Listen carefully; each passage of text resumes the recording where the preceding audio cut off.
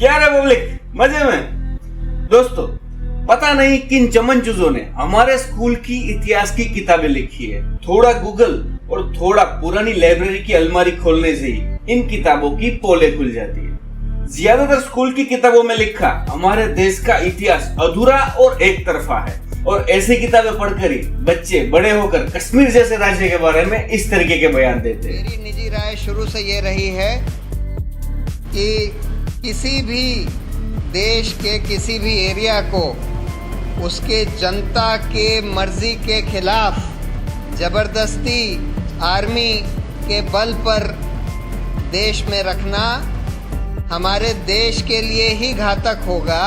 इसलिए मेरी राय ये है कि हालात वहाँ नॉर्मलाइज करने चाहिए, आर्मी को वहाँ से हटाना चाहिए, armed forces special powers act को ख़त्म करना चाहिए और कोशिश ये करनी चाहिए कि वहाँ की जनता हमारे साथ आए। अगर उसके बाद भी हमारे साथ नहीं है, अगर वो जनता वहाँ की ये चाहती है कि भाई हम अलग होना चाहते हैं, तो मेरी राय ये है कि वहाँ पर प्लेबिसाइट कराकर अगर वो अलग होना चाहते हैं तो उनको अलग होने देना चाहिए। An attack on Team Anna member and senior Supreme Court lawyer Prashant Bhushan in his court chambers.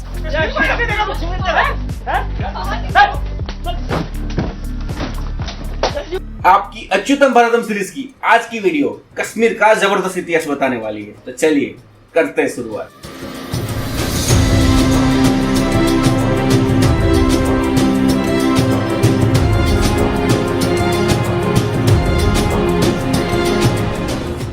दोस्तों, आज की वीडियो थोड़ी लंबी और दो भागों में बनने वाली है। मेरी आपसे विनती है कि वीडियो को पूरा देखिएगा, क्योंकि जम्मू कश्मीर और लद्दाख के आज तक के इतिहास में काफी ऐसी घटनाएं हुई है जिसे जानने से ही आप देश के इस हिस्से का महत्व समझ पाएंगे। और ये पूरा वीडियो देखने के बाद आपका जो टाइम इन्वेस्ट होगा उस पर आपको कोई अफसोस नहीं होगा, ये मेरी गारंटी है। दोस्तों, जैसे कि इस सीरीज के पहले वीडियो में मैंने बताया था कि 31 अक्टूबर 2019 से पहले लद्दाख, जम्मू और कश्मीर सबको मिलाकर एक ही स्टेट हुआ करता था, जम्मू एंड कश्मीर। और जब मैंने देश के इस हिस्से का इतिहास जानने के लिए पढ़ना शुरू किया तो समझ में नहीं आ रहा था कि कहां पर रुकूं। तो पढ़ते पढ़ते जहां तक मैं गया था वहां तक आपको ले जाने की कोशिश करूंगा। ब्रह्मा जी के पुत्र थे ऋषि मरीचि और मरीचि के पुत्र थे ऋषि कश्यप। ये ऋषि कश्यप ने ही कश्मीर की नींव रखी थी। 12वीं सदी में कल्हण द्वारा लिखी गई किताब राजतरंगिनी में मेंशन किया गया है कि आज जहां पर कश्मीर बसा हुआ है वहां पर ऊंचे ऊंचे हिमालय के पर्वतों के बीच में एक बड़ी सी झील हुआ करती थी। इस झील का नाम था सतसिर लेक।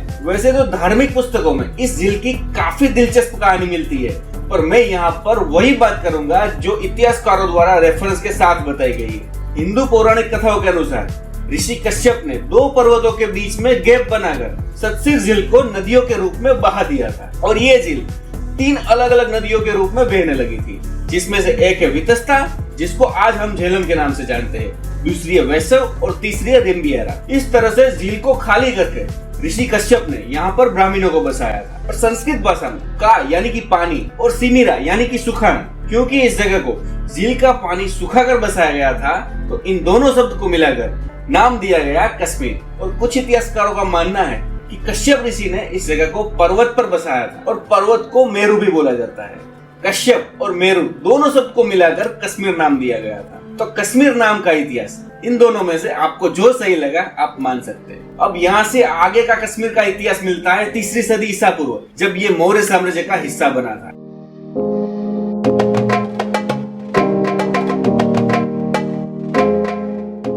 कश्मीर की राजधानी श्रीनगर को तीसरे मौर्यन राजा सम्राट अशोक ने बसाया था।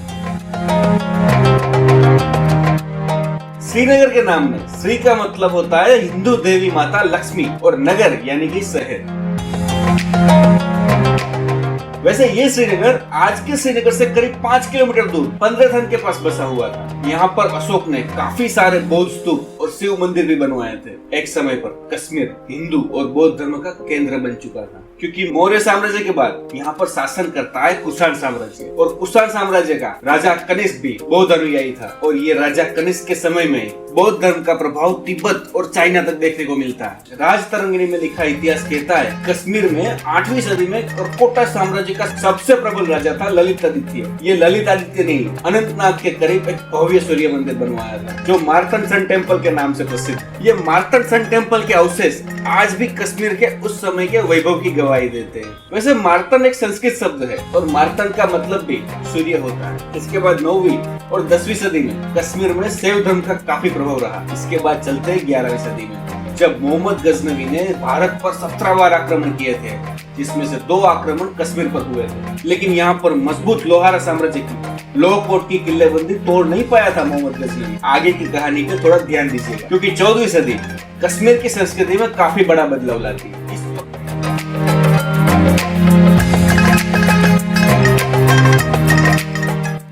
इस वक्त भी कश्मीर में लंबे समय से इसी लोहारा वंश का शासन चल रहा था और तब यहाँ पर इस वंश का शासक हुआ करता था रिंचन। ये रिंचन बेसिकली एक लद्दाखी बुद्धिस्ट था, लेकिन उसके एक मंत्री शमसुद्दीन शाह मीर की सलाह से रिंचन ने इस्लाम कबूल कर लिया था और अपना नाम भी रिंचन से बदलकर सुल्तान सदरुद्दीन रख लिया था। कुछ समय बाद सुल्तान सदरुद्दीन की मृत्यु हो जाती है। सदरुद्दीन यानी कि रिंचन की मृत्यु के बाद मंत्री शमसुद्दीन शाह की नजर 2 चीजों पर थी, सिंहासन और रिंचन की पत्नी कोट्टा रानी। लेकिन इन दोनों में से शमसुद्दीन को कुछ नहीं मिलता क्योंकि कोट्टा रानी को शमसुद्दीन से शादी भी नहीं करनी थी और सिंहासन पर भी खुद को ही बैठना था। इस बात से नाराज मंत्री शमसुद्दीन ने राज्य की सेना के बड़े हिस्से को अपनी ओर कर लिया और विद्रोह करके कोट्टा रानी से सिंहासन छीन लिया।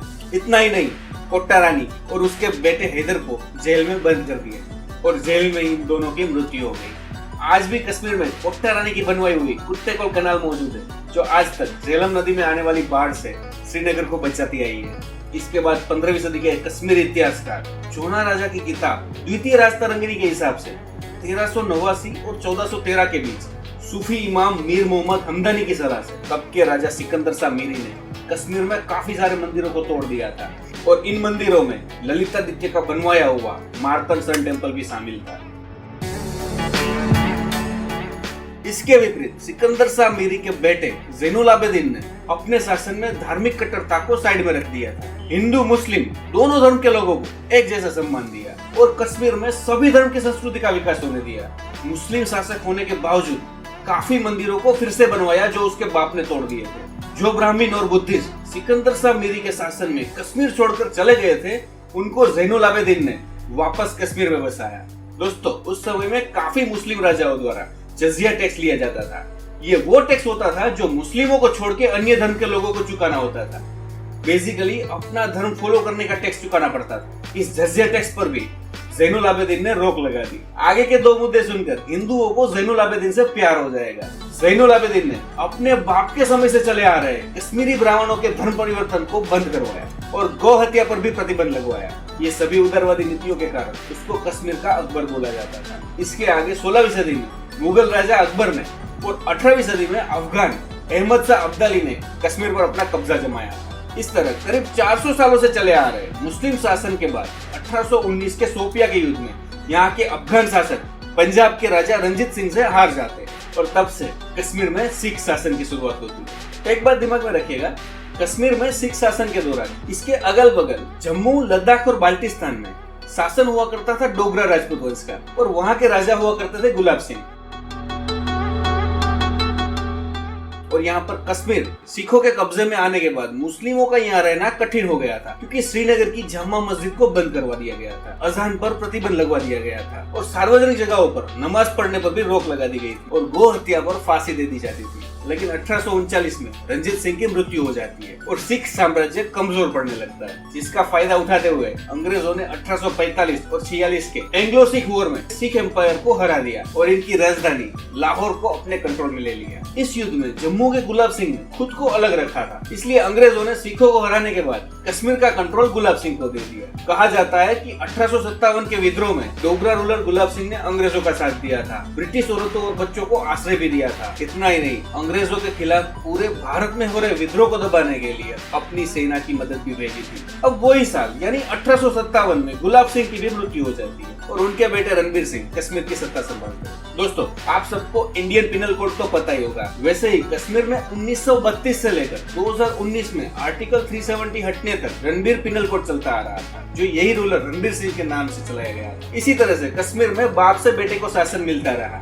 और इसी क्रम में 1925 में हरि सिंह यानी कि रणबीर सिंह के पोते का राज्याभिषेक हुआ और 1947 में भारत की आजादी के समय भी वही राजा हरि सिंह कश्मीर के शासक हुआ करते थे। अब सबको पता है कि हरि सिंह को भारत या पाकिस्तान में नहीं मिलना था, उनको आजाद देश चाहिए था। भारत के आखिरी अंग्रेज गवर्नर जनरल लॉर्ड माउंटबेटन को अंदाजा था कि अगर कश्मीर रीजन किसी एक देश के साथ नहीं जुड़ता है तो भारत की ओर से तो नेहरू की उदारवादी नीति की वजह से शायद कुछ नहीं होगा और पाकिस्तान की ओर से कब्जा जमाने की कोशिश जरूर होगी। काफी समय से पाकिस्तान बलोचिस्तान, पंजाब और सिंध के अलावा कश्मीर को भी अपना ही मान के चल रहा था, क्योंकि कश्मीर की 77% आबादी मुस्लिम हुआ करती थी और वहाँ पर सिर्फ 20% आबादी हिंदू थी। और सबसे बड़ी बात, कश्मीर में श्रीनगर तक जाने के लिए उस वक्त भारत से कोई सड़क मार्ग नहीं हुआ करता था, सिर्फ बाई प्लेन ही जा सकते। इन सभी चीजों को ध्यान में रखकर लॉर्ड माउंटबेटन ने जून 1947 में ही राजा हरि सिंह को ये बात के संकेत दे दिए थे कि आपका इंडिपेंडेंट देश बनना मुश्किल है और इसीलिए आप 15 अगस्त से पहले पाकिस्तान या भारत से मिल जाएंगे और अगर आप पाकिस्तान से जुड़ जाते हैं तो भारत की ओर से कोई प्रॉब्लम नहीं होगा और अगर भारत के साथ जुड़ते हैं तो पाकिस्तान आपका कुछ बिगाड़ नहीं पाएगा। हरि सिंह ने उस वक्त इस बात को सीरियसली नहीं लिया और 15 अगस्त तक ये फैसले को लटका कर ही रखा। दोस्तों, एक कहावत है, जो होना होता है वो होकर ही रहता है, लेकिन ये कहावत गलत साबित होती है। सही कहावत है, जिस तूफान की आप तैयारी नहीं करते वो आपको बर्बाद करके चला जाता है। अक्टूबर 1947 में पाकिस्तान ने कश्मीर पर कब्जा पाने के लिए करीब 10,000 ट्राइबल मुस्लिम की फौज बनाई और इस फौज में आर्मी के लोगों को भी बिना यूनिफॉर्म के शामिल किया और श्रीनगर की ओर भेज दिया। इस बात का पता हरि सिंह को तो लग गया, लेकिन उनको अपनी सेना पर भरोसा, जबकि हरि सिंह की सेना के ब्रिगेडियर राजेंद्र सिंह ने उनको समझाया था कि सेना में ज्यादातर गरीब मुस्लिम हैं और इस बात के ज्यादा चांसेस है कि सेना को दुश्मन द्वारा कोई बड़ी लालच देने पर ज्यादातर सैनिक आपसे विद्रोह करके दुश्मन के साथ मिल जाएंगे। और 2 दिनों में ही राजेंद्र सिंह की बात सच साबित हुई और हरि सिंह को कश्मीर छोड़कर जम्मू भागना पड़ा। और यहाँ पर राजा जी थोड़े लाइन पर आते हैं और दिल्ली फोन लगाते हैं मदद की गुहार लगाने के लिए। यहाँ पर एक बात जो बहुत ही कम लोगों को पता है, सरदार पटेल और नेहरू तो मदद भेजने के लिए तैयार थे, लेकिन लॉर्ड माउंटबेटन ने सबको ये सुझाव दिया कि कश्मीर अभी भारत का हिस्सा नहीं बना है और अगर भारत वहाँ पर अपनी सेना भेजता है तो यूनाइटेड नेशंस में ये नेगेटिव मैसेज जाएगा कि अभी अभी आजाद हुआ देश अंतर्राष्ट्रीय युद्ध में शामिल हो रहा है। इस बात की गहराई को समझकर सरदार और नेहरू ने सेना की मदद भेजने से पहले वीपी मेनन को भेजकर राजा हरि सिंह को ये बात समझाई कि हम आपके भारत में मर्ज होने से पहले कोई मदद नहीं कर सकते। लेकिन अभी भी राजा हरि सिंह को इस बात की गंभीरता का एहसास नहीं था और इस तरफ पाकिस्तान की सेना उरी तक पहुंच चुकी थी, जो श्रीनगर से करीब 100 किलोमीटर ही दूर था। उस समय में उरी से श्रीनगर आने के लिए एक ब्रिज हुआ करता था। इस ब्रिज तक पाकिस्तानी सेना के पहुंचने से पहले ब्रिगेडियर राजेंद्र सिंह ने